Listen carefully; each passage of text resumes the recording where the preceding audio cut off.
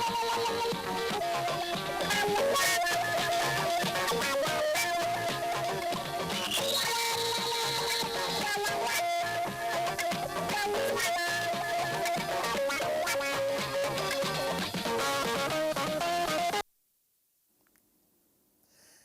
very good evening and welcome to Newsline. I'm Claire Adelabu Abdul Razak, your pilot. First, a very warm salute to some amazing women I met on Saturday who told me that they never miss Newsline.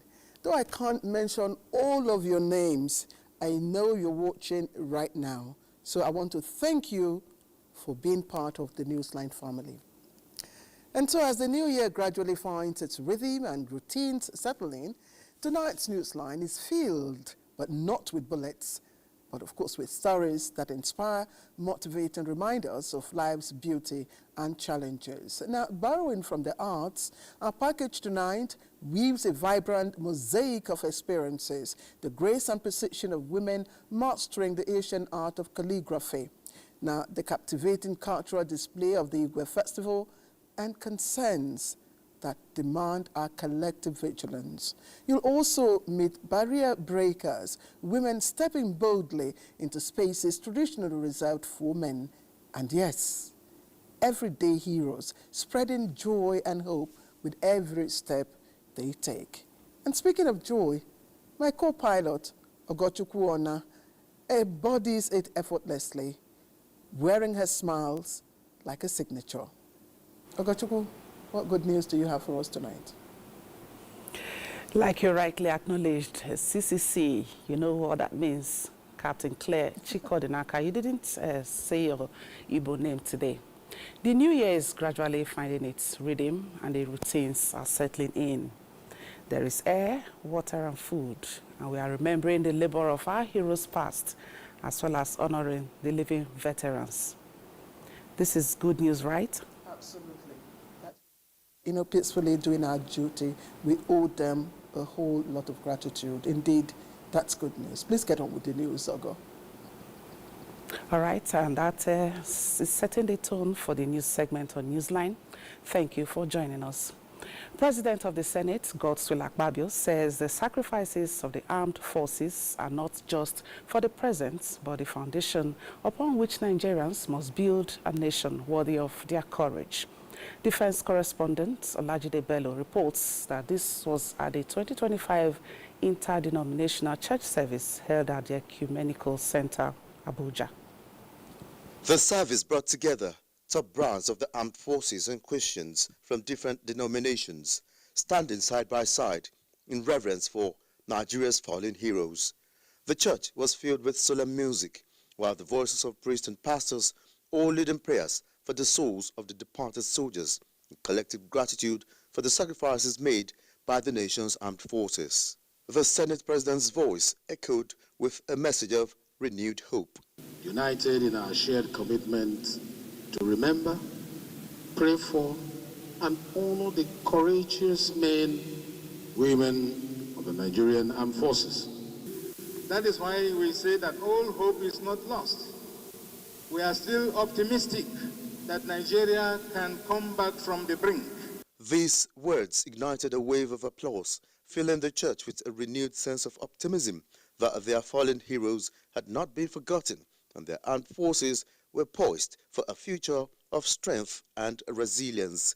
Olade Bello, NTA News. And similarly, Elizabeth Omori has a compilation of messages at different churches across the country as the nation celebrates the resilience and commitment of fallen heroes and serving officers. We want to assure the armed forces that this government will continue to do its best to protect the life of our people. Let us continue to work with them, give them information where it is necessary. They have left widows and dependents for us to take care of. We need at all times for the nation and the state to ensure that these people are catered for. Loving our communities, loving our state, and then loving our beloved nation. the difference will now become very clear. We as a government are resolved and determined that we must overcome. And with you, fighting the war front, and we are determined to provide you with any and everything that we can afford to provide you to root out this criminals. We come together not only to express our gratitude to the Almighty for His countless blessings, but also to commemorate and honor the brave men and women of the armed forces.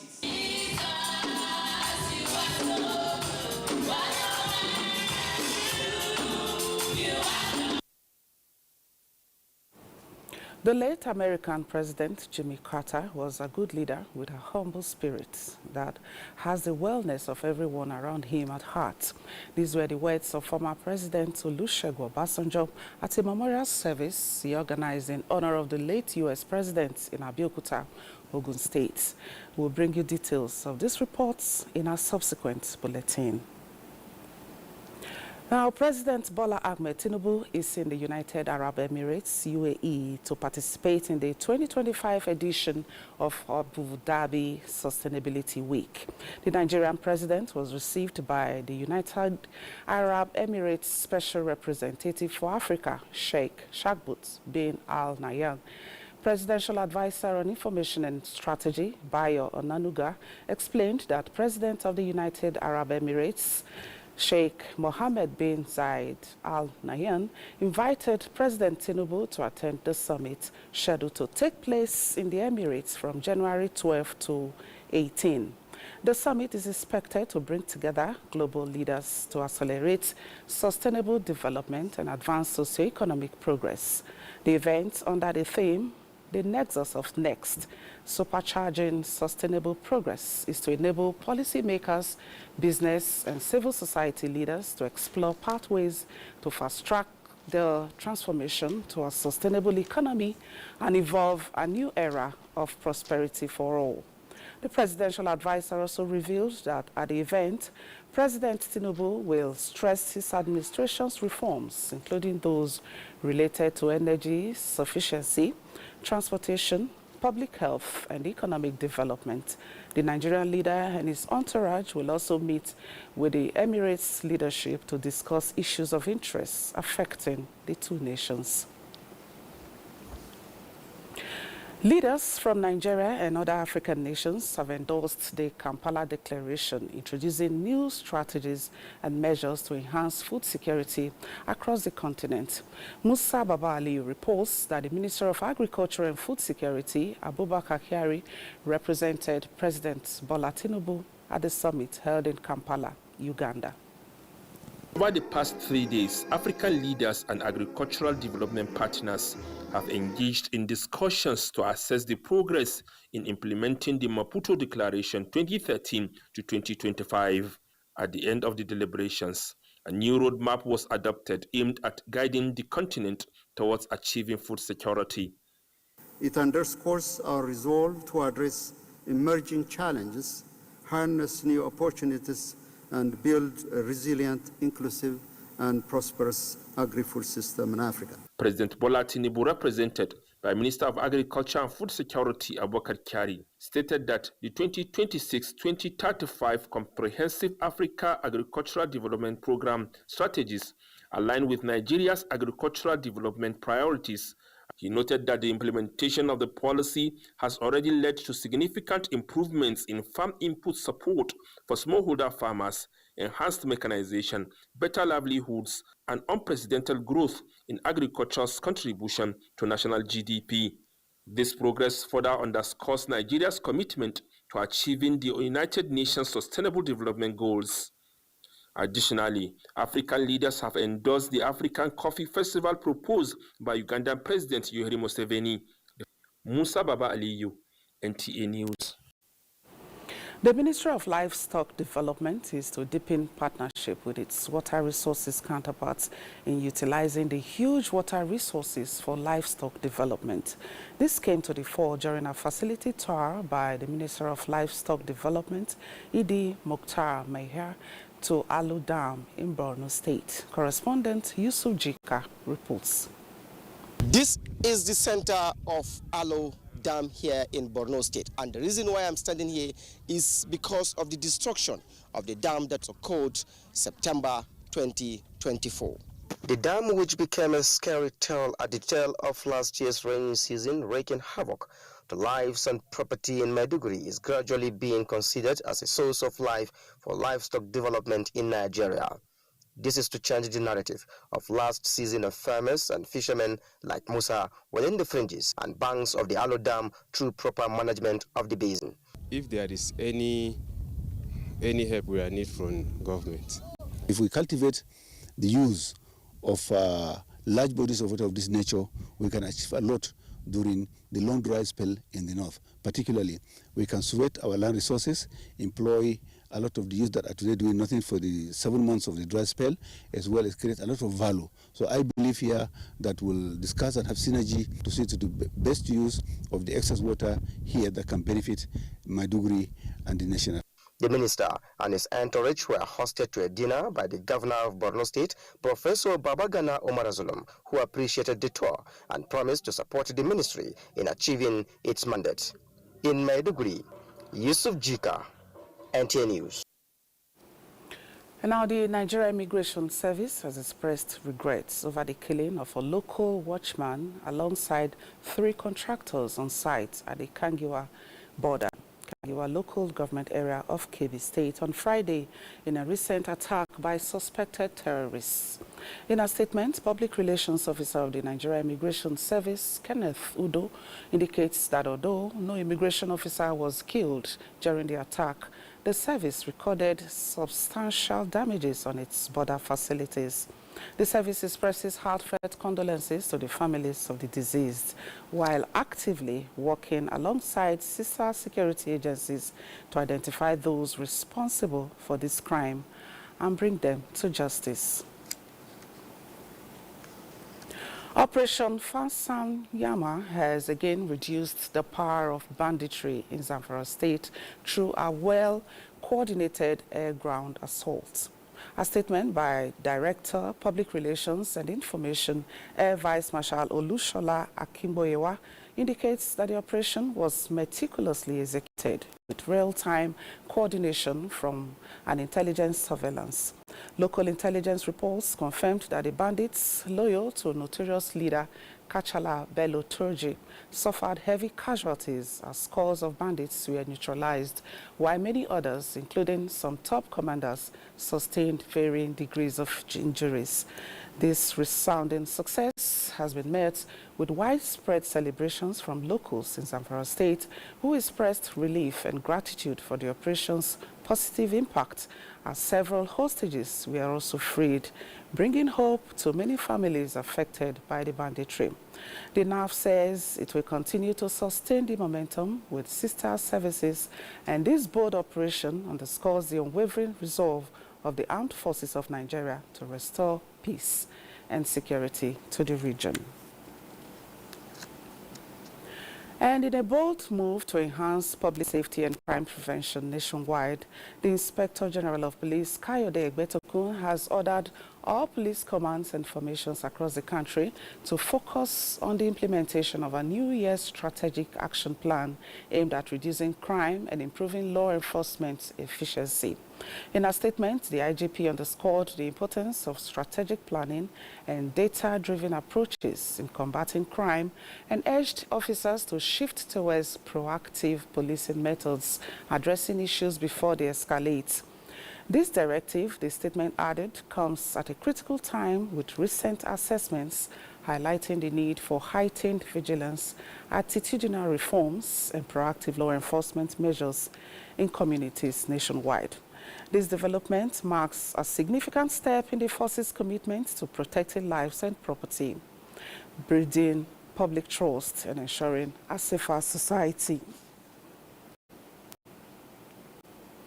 A truckload of skunks and a strain of cannabis have been intercepted by operatives of the National Drug Law Enforcement Agency, NDLEA, at an abandoned fuel station in the Federal Capital Territory, Abuja. Sawa Khalil Ibrahim reports that the items were for onward distribution to some states in northern Nigeria. The intelligence-led operation led to the seizure of not only the large illicit consignment, but also the trailer and 6 other vehicles, as well as the arrest of a suspect. In another raid in FCT, 2 suspects were arrested by NDLEA officers at Nyanya, where a combined 1.398 kilograms cocaine and a precursor substance used in preparing crack cocaine were recovered from them. No fewer than 80 wraps of cocaine weighing 330 grams have been removed from a cargo going to Australia at a logistics farm in Lagos. The cocaine parcel were concealed in face cream containers. A total of 338,200 bottles of codeine-based syrup worth more than 1 billion naira were intercepted in 2 containers watch-listed by the agency following intelligence surveillance at the Port Harcourt's port complex on River State. In Lagos, a traditional chief priest has been arrested by NDLEA operatives after over 3 months of manhunt. 2.760 kilograms conch was recovered from him. In Abuja, Salwa Khalil Ibrahim, NTA News. President Bola Ahmed Tinubu congratulates Chief Razak Akoni Okoya as he celebrates his 85th birthday, lauding the chairman of Eleganza Group for exemplifying the Nigerian spirit of entrepreneurs, that is entrepreneurship, hard work, and success. The president notes that for over 6 decades, Okoya's endeavors and achievements have not only inspired countless businesses to succeed, but also significantly contributed to the growth of the Nigerian economy, and the companies and industries he established have created jobs for thousands of Nigerians. While also acknowledging the celebrants' generosity in offering scholarships and transforming the lives of many individuals, President Tinubu expresses his fervent hope that the octogenarian will continue to inspire business people nationwide, encouraging them to emulate the skills and qualities that made him a pioneering figure and a legend in the business world. The president joins the Okoya family, friends, and well-wishers in soliciting Allah's continued blessings and good health for Chief Okoya.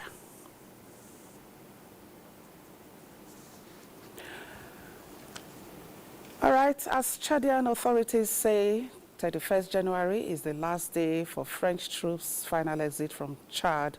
France handed over another detachment base in northern Chad, and Somalia and Ethiopia rekindled diplomatic ties. Kolo Mohammed has details. The French government has handed over its detachment camp in the city of Abuja to Chad.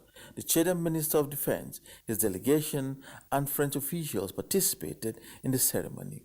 With the final departure of French forces from Chad, set for January 31st, 2025, which is said is a non-negotiable date, Ethiopia's Prime Minister Abiy Ahmed and President of Somalia Hassan Sheikh Mahmoud flew into Ankara, Turkey for a scheduled talk after several rounds of interviews made little progress. Rising from an 8-hour talk in Turkey, President Recep Erdogan announced that the two neighbors, Ethiopia and Somalia, have agreed to leave behind existing differences of opinion and contentious issues and resolutely move forward. In other news, the president of Ivory Coast, Alassane Ouattara, in a New Year's message for diplomats in the country, said he was eager to continue to lead his country, even though he fell short of mentioning his willingness to contest a 4th term in office in the upcoming presidential election scheduled for October 2025. The battlegrounds is set to witness major shakeup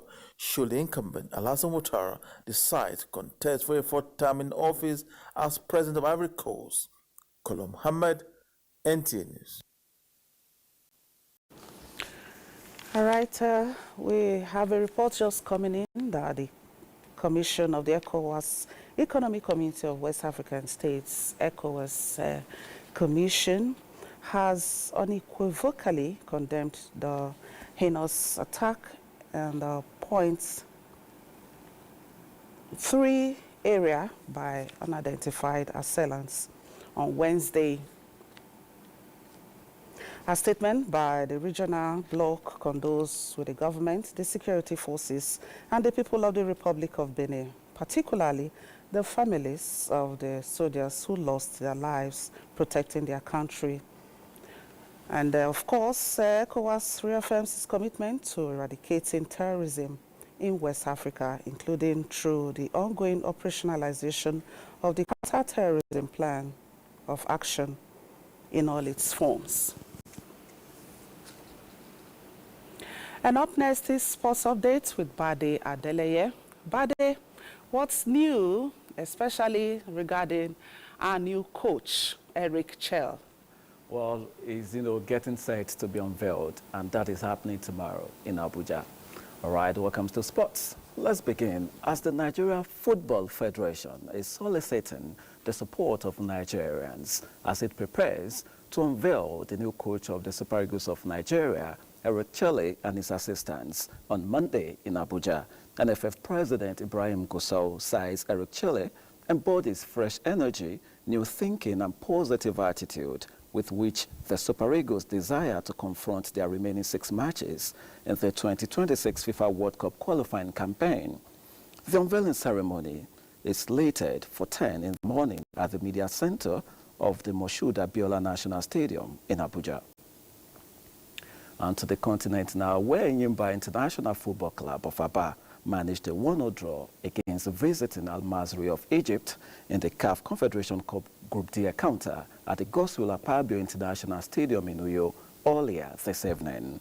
The visitors took the lead in the 9th minute before Ifeanyi Emekwele equalized in the second half. The result put Enyimba in precarious situation of qualifying for the next round.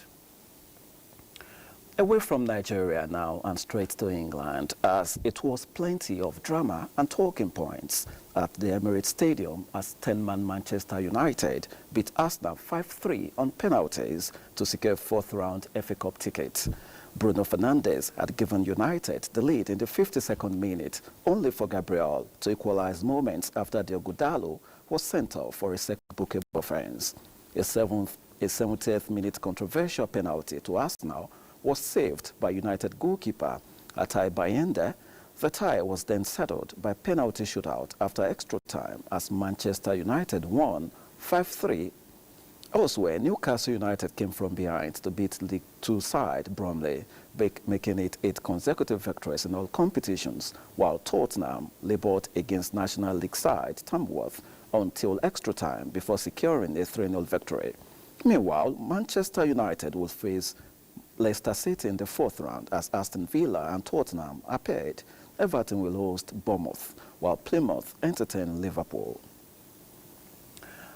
Let's now take you to the 4th day of the Australian Open in Melbourne, where defending champion in the women's singles, Aryna Sabalenka, began her title defense with a straight-set victory over American's Lance Stevens. The world #1 and back-to-back champion in Melbourne defeated Stevens 6-2, 6-3 at the Rod Laver Arena. Meanwhile, German second seed Alexander Zverev began his latest bid for a 4th Grand Slam title with a comfortable 6-4, 6-4, 6-4 victory over French wildcard Lucas Pouillet. There's a bit on sports, but let's remind you that Barcelona are currently walloping Real Madrid in the Spanish Super Cup final. And of course, let's return to the duo of Claire and Oro. And of course,